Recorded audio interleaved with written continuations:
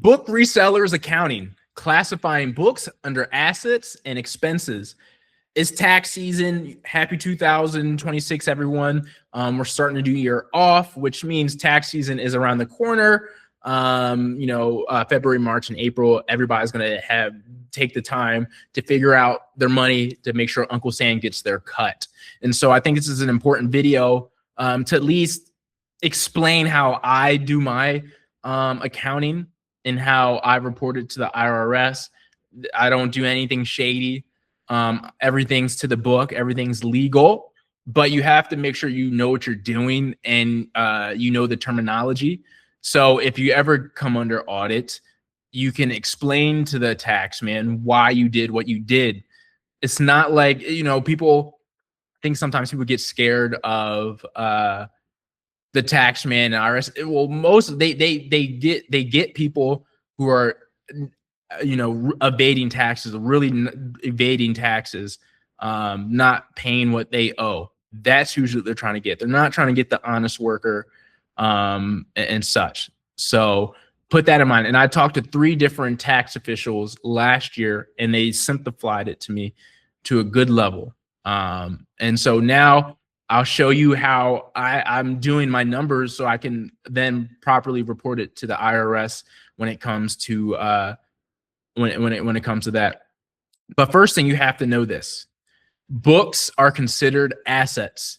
Yes, books are considered assets, both in personal finance as sources, knowledge, investment, and in accounting as tangible or intellectual property, though their classification varies. Physical books in libraries, businesses are often depreciable capital assets, or an author's copyrighted work is a valuable intangible asset. That's a little bit extra, but what you really want to know is, yes, books are considered assets, but for the reselling business, you have to understand this one thing: they're assets until they're sold. Once they're sold, that cost of the book becomes the cost of goods sold, which becomes technically an expense. So if you paid $3 for a book that's sold, that's not an asset of $3 anymore. That's an expense of $3, right? But you also have to understand, I do general expenses daily for the regular portion of the year, just because I want to make sure I know what I'm doing with my money, right? I need to know where I'm at with my money. So even though, and that's why I keep all my books under general expenses, because that's the main cost for real. But then it's easier to adjust on the back end of what I sold, what I have in inventory and such. So my general expense, which I 100% strictly keep for book buys, was $14,100.08 in 2025. My average cost per book was $3.25. Obviously, for IRS, you don't need to know the exact. You just need to make sure the numbers come up properly, right? At least as close as possible. Around 2,000 books expensed.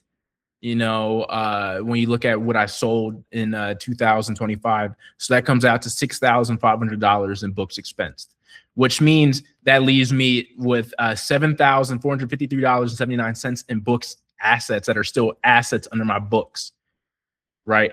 So the expenses from the general expenses from the years, the actual expenses is only $6,500.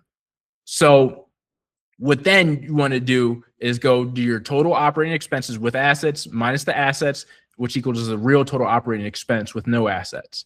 So 24,624.25, and that's what I made this year.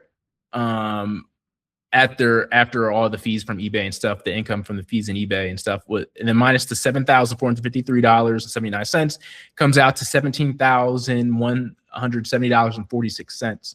So then what you want to do is you take that gross profit, you take gross profit, you minus the real total operating expense, and you get the operating income.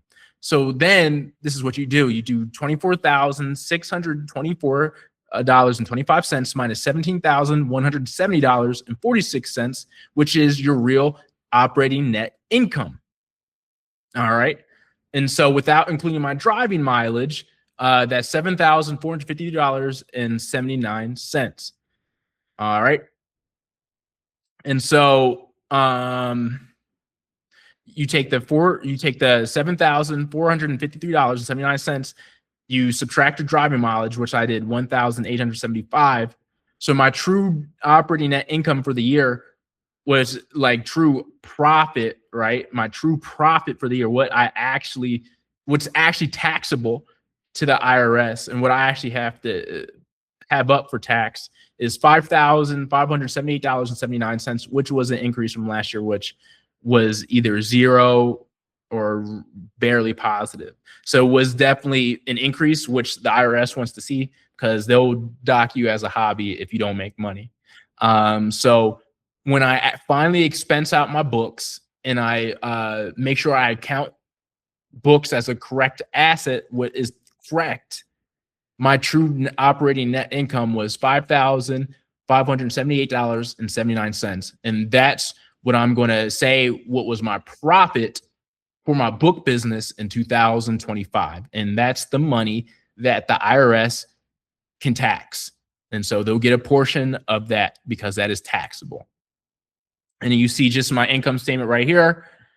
My net income when still considering general expenses as expenses with books was $332.84. So that's why I still do it that way, because I still want to be a positive net income, even with my book expenses and even with technically them being assets. Because if you think about it the other way, you'll never be ahead of the game.